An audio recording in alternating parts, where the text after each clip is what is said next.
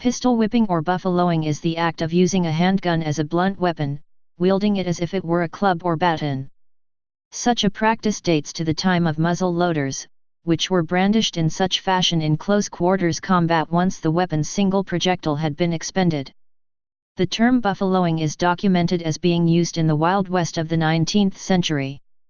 The modern terms pistol whipping and to pistol whip were reported as new words of American speech in 1955, with cited usages dating to the 1940s.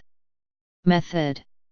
The practice of using the handgun itself as a blunt force weapon began with the appearance of muzzle loaders in the 15th century. Single-shot weapons that were tedious to reload were used to strike opponents directly in close quarters combat after their projectile had been expended.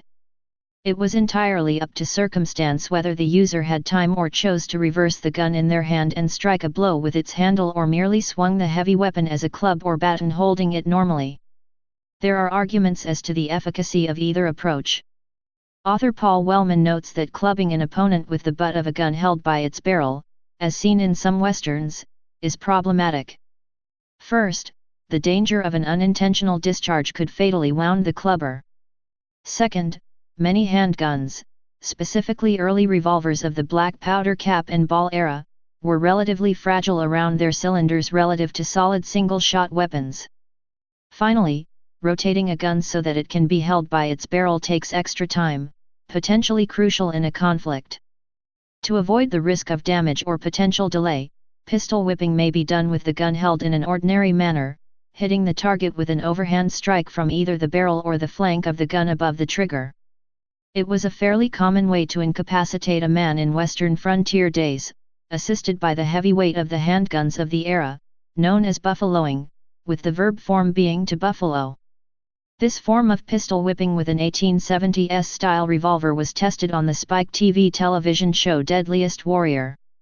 The testers showed that using the long barrel of a weapon such as the Colt 45 in a whipping motion produced enough force to fracture a skull and could potentially kill a man with a single blow.